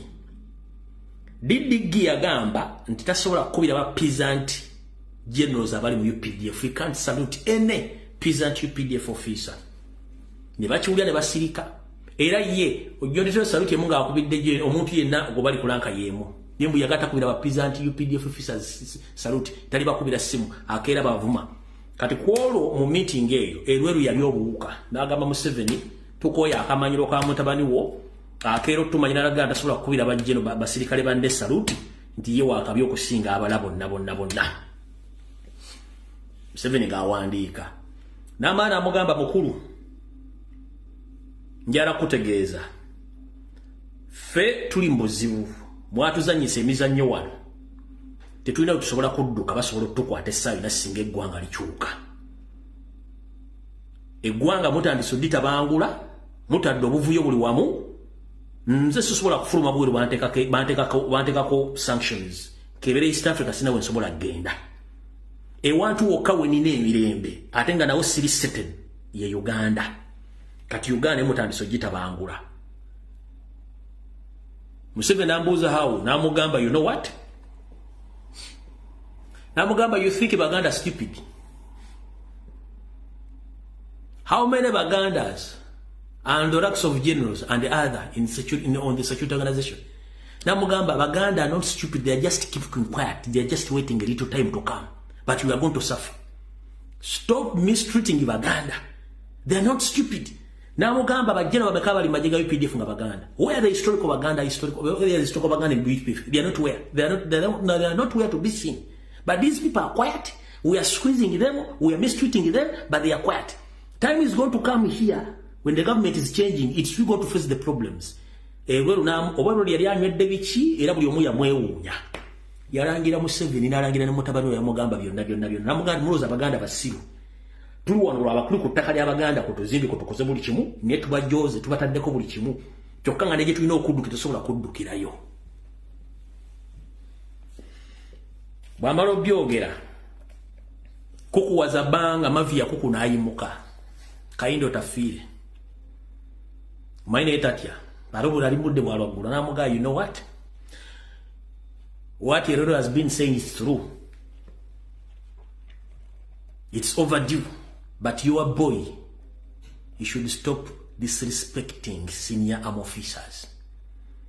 And I'm here to inform you, over my dead body, I don't want to see your boy in the areas where he come from. It's me, Endobesu, who is talking. I don't want to see your boy in my areas where he come from. He should respect elders. Endobesu yavude mu mbeera ategeeza Museveni. Ategeeze ku kitabani kye kino ekitamu kirekerawo akamanyi. Era namugamba ye tayagala muddamula mu kitundu kyonna kyazaaliwa Musimembu akateka mu hozi projects meka kasasiro biki. Namuga tekisoboka. Ate kiza mukule tajja mukiza mukulembera. Kati ladies and gentlemen, musabire nnyo mavia kuku kayindo tafire. Nerweru owe mizimu gye gyabali nnye obachi. Ono gobogerako yabadde asirise nga asirise era nga tajega. Kayindo tafira amala okunyoka Museveni amanye ensonga. Bwamanye ensonga abalaba asirise. Naye nga ne Kayindo tafira yamugambye nti akamanyiro kasusse. Abasajja betuzanyirako wana Abaganda bannannyini wano. Effujjo lisusse. Kwegamba wali ogenzeeko okubba ewantu. Ne mutasanga nyini ye. Nga tewali wadde ka kamera, tewali wadde wa alamu nenga mubbye. Nenga mukimanyi omutudde okubba. Essaayo nannyini wajja kujja kati yembera Museveni gyalimu n'abantu be. Kati baba byabala balina instincts bamugamba mukulu. Tumaze okubba twandibadde tuva wano ng'obudde bukyali. Bannannyini wantu wano banajja. Ebintu bino biyinza obutaba birungi. Kati olw'okuba ati bano balina kawo mentality ne system ey'okutta balowooza nti bagenda kumala w'Abaganda n'okubatta. Ne bano basomera ebbaluwa mu bbaasa bamugamba mukulu tumanyidde abantu bano mpu ne wane wantu si waffe. Twandikendeza kamanyiiro. Yabazeemu ekintu kimu, ladies and gentlemen, byonna biwulidde. I will try to control the situation. Kato control the situation mugimanyi Museveni kasitaga nti I will control the situation.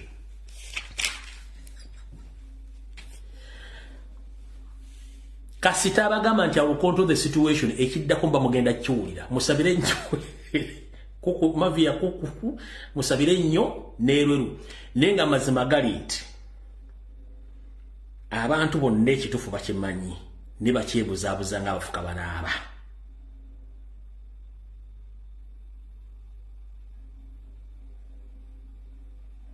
Ekyo mukitegedde? Aya basi.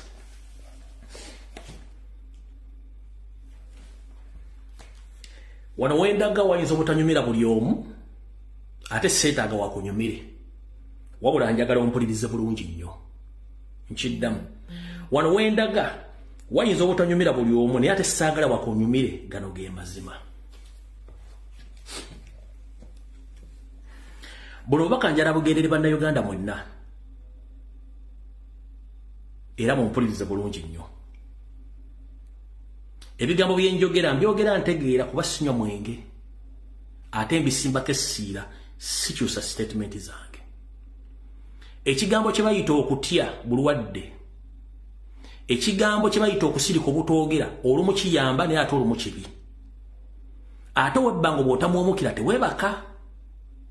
Buno obubaka njala bugenderi bannayuganda mwenna naye okusingira ddala abantu mwenna basanga musemakati wa Uganda mu Kampala mu Buganda mumpulirize bulungi nnyo.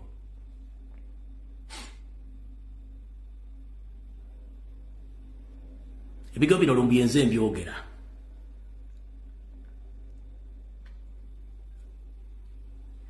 Bannayuganda muzuukuke. Museveni okugaana okwogera ku nsonga z'eggwanga aba akusimira kinnya.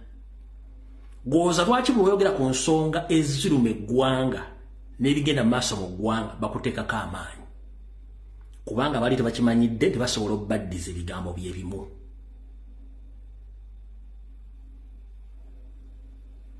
Omuntu atamanyi buvoobwe na nsibuko ye abeera wa mutawaana nnyo okusinga omuntu abamanyi ensibuko ye n'obuvoobwe. Ate weegenderezanga nnyo omuntu eyeefuula kyatali. Bw'omumanyi anyiiga nnyo n'okusinga gwe ategedde kyali. muwuliriza bigambo byange bino mbyogera mbikakasa ate sibiddamu. Omuntu eyeefuula kyali mubi nnyo ate kasita omumanya kyali anyiiga nnyo n'okusinga bwe wanditegedde kubanga tebaagala bamanye. Omuntu asinga obuzibu n'obutemu mu Uganda ye muntu gwe bayita Omunyarwanda eyali yeekwese nga tayagala mutegeera. Njogera ku Munyarwanda eyeekweka nga tayagala mutegeera. Bwe ngenda okwogerako olwaleero.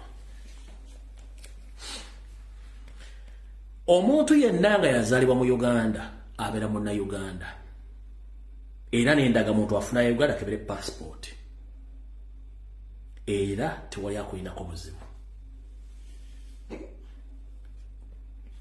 Omuntu yenna atazaalibwa mu Uganda si Munnayuganda. Era omugamba nti si Munnayuganda kimuluma nnyo okusinga gwate akizudde nti si Munnayuganda. Munnayuganda tolinayo nsi ndala gy'ogenda genda mufuke munnansi wansi eyo naddala ku lukalu lwa Africa kizibu. Ogenda sigala ng'oli Munnayuganda. Okimanyi bulungi nnyo nti Munnayuganda teri muntu yenna akkirizibwa mu ggwira gula ttaka mu Uganda nga si Munnayuganda. Mumpulirize bulungi nnyo. Golooza lwaki Museveni n'akabinja ak'Abanyarwanda bwe batta Bannayuganda bo ku sayidi eyaabwe kirungi nnyo era kibakolera. TV, radio, buli wamu tebakyogerako.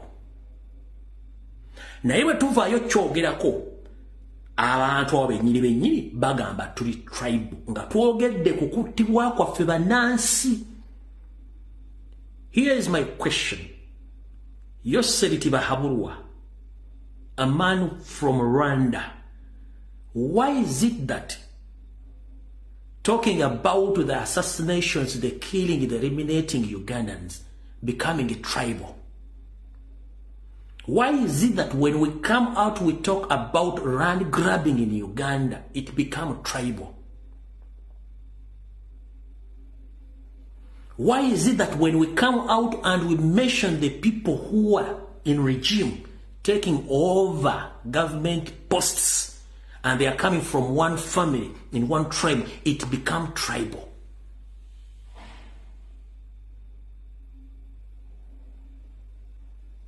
So you want us to be killed and we keep quiet, and we don't talk about the people who are in the same uniform killing we indigenous Ugandans? Chenkoboza. Lwaki bwe twogera ku bantu abatuttanga batutta Banyarwanda ate Abanyarwanda kibaluma nnyo era oli ava naga nti gundi ali tribal, so oyagala nzite nga nzise mumanyi nti Munyarwanda ate nsirike? No, ekyo tekigenda kukola. Bani abatta Bannayuganda? Answer me Museveni, bani abatta Bannayuganda? Abanyarwanda abakabinja kubatta Bannayuganda, so mwagala tusirike. Mututte tusirike tuleme kwogera nti abatutta Banyarwanda. Bwe twogera ku kiwamba ttaka n'okutwala amataka ga Bannayuganda, baani abatwala amataka ga Bannayuganda? Banyarwanda. Era oyagala tusirike.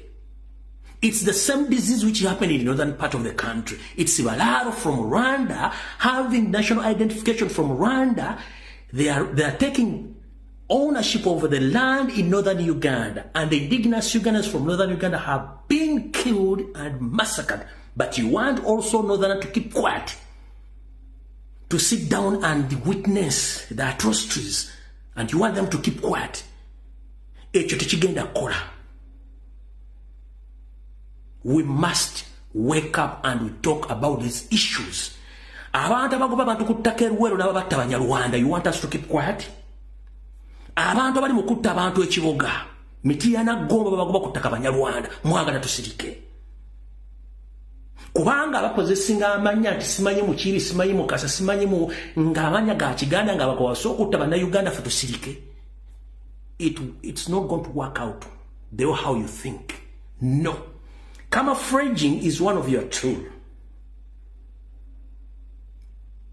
The indigenous Banyankore, 70% have been cleansed out of the system. So you want indigenous Manyakore to keep quiet when you are cleansing the entire tribe, repressing them with Banyarwanda, and you want Banyakore to keep quiet. And you call it tribal. Nonsense. The world must know that we are under occupation by Rwandese. They keep on grabbing people's land, they kill people, and they silence the public from not talking about these issues. They are the one in the police, in the army, in the prison, and in all government institutions. So if you don't want us to talk about those issues, and you think you are going to keep quiet because you come out and say that the people who talk about those issues are tribalistic. We are not tribalistic. We must come out and speak about these issues. So, mwabale mugati omusajja ali tribe akuma omuliro mu bantu. Ekyo kikyamu. Tebagenda tuwala ttaka lya Uganda nga balitwala mbamayi Banyarwanda tukitusirike. Tebagenda kutta bantu nga babatta Banyarwanda tusirike. Tebagenda kukusima bijja bajjajjaffe nga babisima Banyarwanda tusirike. Olw'okuba bayituma amannya ag'abannansi abalimu tusirike. Nkubuuza abatwala ettaka mu Kampala baki? Abatwala ekkanake mu Bwende baki? Masaka, Mpigi, Gomba, Nakaseke, Luweero baki? Bali mu Karamoja, bali mu Northern Uganda baki? Baganda amakaba wali ati balina ettaka e Karamoja bagenda balibbayo. Ababbe ettaka Busoga, ababbe ettaka mu Northern Uganda, abo balibbe Nakaseke bali.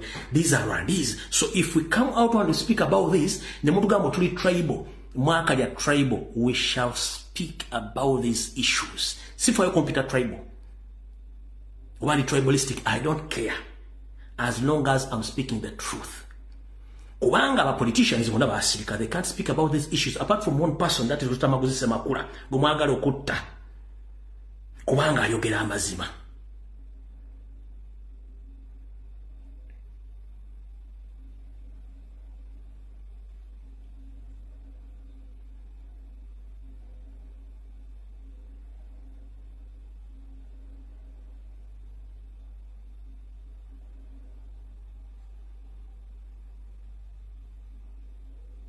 Tugenda chikiriza. Ambazanyire ka video kano mwakalabako ne kankabaddize. Okujuliza issue eno.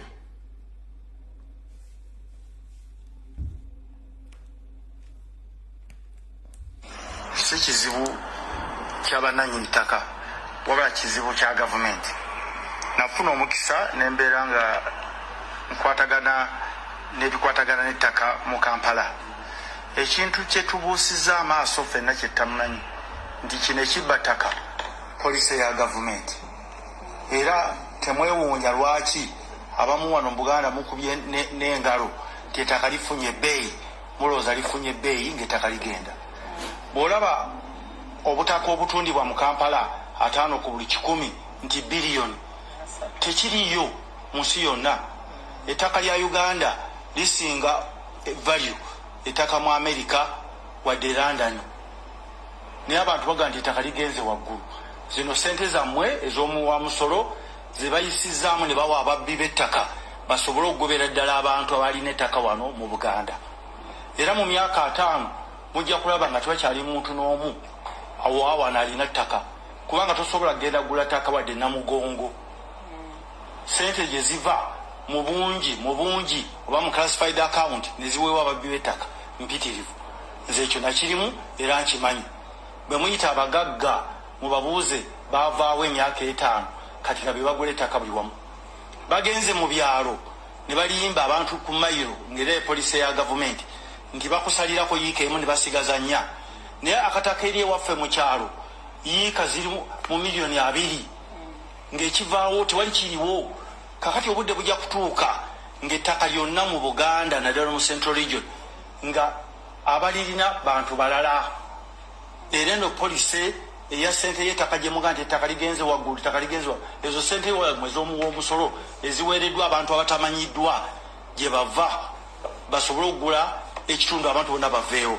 Ekyo ekintu kyabulabe nnyo okugoba abantu ababadde mu kitundu kyabwe oba okoze olukwe abazungu bagola ogoba Aborigines bebakola ogoba abantu Abamerika abanasangwawo ne bawamba ensi yaabwe kikyamu nnyo omuntu okola olukwe ebyo bye muwulira ebyo nti ebiki ebyemuke byayogera ebyo ayogera Eritrea ayogera baki baganda baffe eno bayise mu kyokubba ettaka era mwe mugitambuleko ogende kansanga akawungeezo olaba abantu bwe mutamanyi gye bavudde ne bajja wano tebakwatibwako be balwanira mu bbaala kakati obudde bujja kutuuka nga be batuula buli wamu batandika ogamba nti waliwo eggwanga eryayitibwanga bweriti nga terikyaliwo.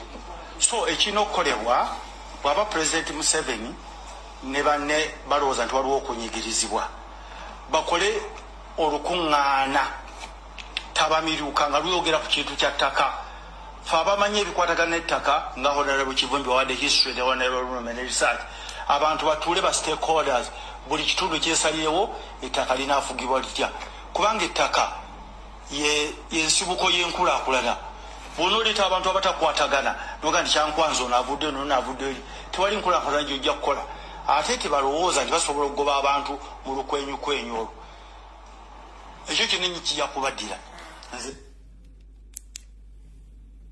nga nyongeza ku ekyo wano mumpulirize bulungi nnyo eggwanga Uganda ggwanga eryetongodde erina bannayuganda nga buli omu alina gy'asibuka si bwe kiri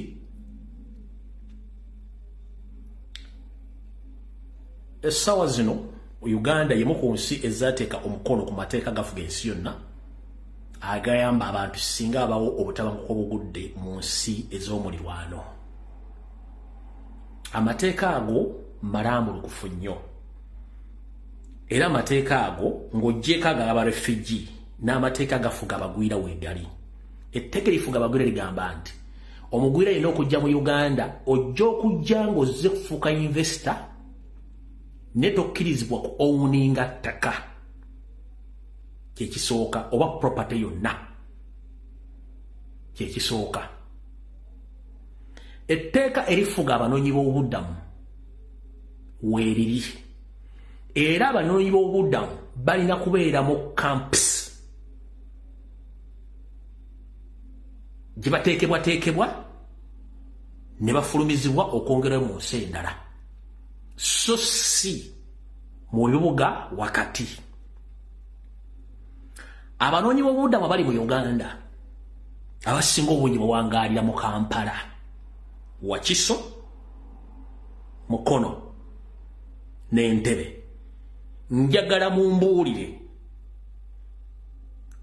refugee camp ki eziri allocated oba situated mu Entebbe, Kampala, Wakiso nga ziri gazetted nga refugee camps teziriwo. Refugee camp ziri almost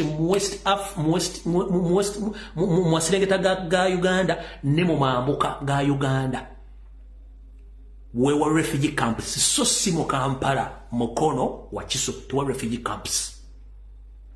Naye mu Kampala mwosanga aba refugee aba Eritrea nga ba ownize property n'amataka ba refugee balina national identification balina passport bali entitled n'okulonda. Mwosanga ba Ethiopia on the same case, mwosanga ba Somali on the same case, mwosanga ba Sudani on the same case, mwosanga banyolanda ku mulimu gwe gumu, kwosanga bimuchunga ali awo atudde. This kind of nonsense must stop. Eggwanga Uganda si toilet. Amateeka agafuga ba refugee bonna mu nsi yonna waliwo established areas ze balina okubeeramu nga bateekateeka either okubafuula kye balina okuba oba okubongera mu nsi gye balina okuba oba okudda ewaabwe singa ensi ziba ziteredde. Ne gwe n'ojja oŋŋamba nti ba refugee bali mu Ntebe, Mukono, Wakiso, Kampala batudde. They are owning properties. Bano batuusiza n'okutuusa embeera nga bakyusiza embeera y'abantu babulijja babeera mu bitundu ebibeera neefuuka more expensive ne baddukamu ng'ekitundu bakidesertinze ekifuuse ky'aba foreigners. What kind of nonsense bino bibisibitwa mu nsi ki?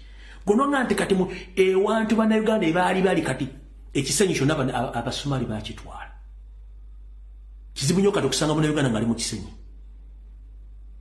Kwata oluguudo lw'egga aba Ethiopia, aba Eritrea, aba Somalia bagitutte yonna ewe tewakyali bannayuganda.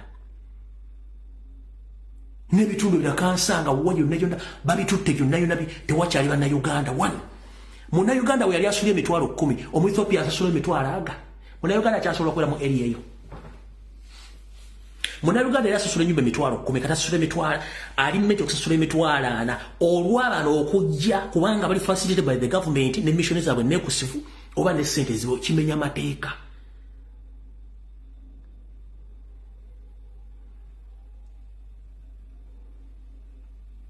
Bano batandisewo n'ebbala nga zaabwe, batandisewo n'amaduuka nga gaabwe, balina ne kiriniki nga zaabwe, balina ne kampuni nga zaabwe, balina restaurant nga zaabwe naye nga tekikkirizibwa mu mateeka. Bwe tubyogera koti gundi ayogera bubi.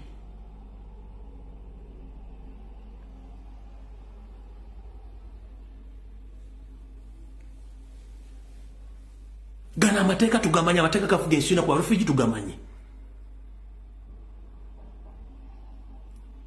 Nosanga omusajja omunyasi mu nzala ya Uganda alina Maryland mu Buganda.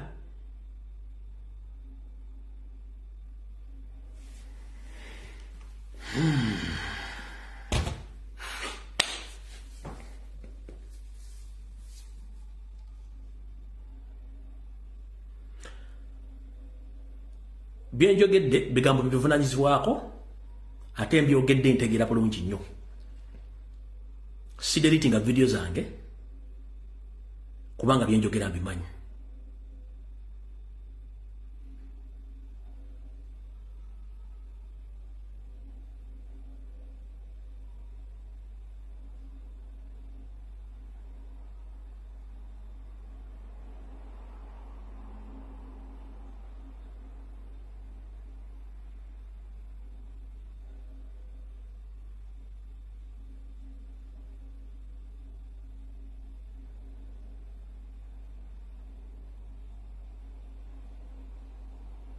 Bino teri mwe parliament agenda bigamba oba munnabyabufuzi nno kubanga babitya bali Kampala.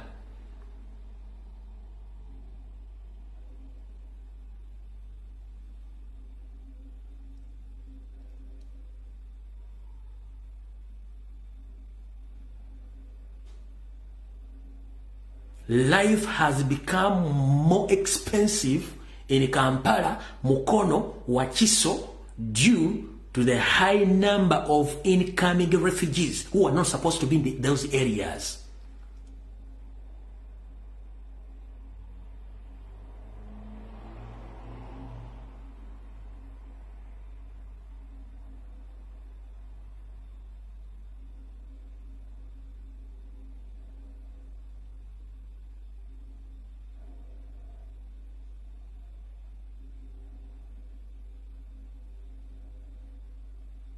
Bannayuganda bali South Sudan bakuba emigo bakubanga nte walaga zinga walaga. Bannayuganda bali Egypt bali mu bakuba bakuba emigo bakubanga nte bali makomero babasiba. Aba Egypt bali mu Kampala batudde bali mu kuli bafuwa moka bali kufuwa chicha nebire bikwata. Esumale temu na Uganda sobola kubeera wadde omwezi kebere yitu yakabere Ethiopia. Gende Rwanda bakubuzo genda kumalinda kumeka era bakumalito no mugande oba buli mu lugwa lomeka damo metika passport yeso Uganda ndio no mugande. Tosobola kubeera Rwanda ngolo wadde takadde okugenda ndi wadde okola function tidi mu Uganda. It is impossible. Why is it that our country has become a dumping area for each and every fool from anywhere in the world without a prison? Because these people, they have a mission, hidden mission. Mukama tusasire buli muntu azo kusoma twegwe ngobudde bukyali. Ebigambo bino byogera Mukama nkingiriza onyongera Obukumi manye ebyo bibinyiza bonga balinganga amalindirizi njo kyayogera atulabisa tetwandiyagadde tulabisa era atukolako obulabe. Teri ajja bibagamba nze ngendo bibagamba kati gwawulira nga nkunyigiriza ku bigambo byeyogera nga mbyogera kule eggwanga lyange nga tuli mu Uganda nenga yofudde mu Uganda kijja kuluma nnyo ate si kisazaamu kuba sigenda fuuka munnansi wansi ndala nina kubeera munna Uganda awoli nina kubeerawo so si gwe alina kubeerawo. Mukama bankuumire tusinkane ku saa 2 bwe muli Mulange Mmengo. Mukama bankuumire mweraba video wedde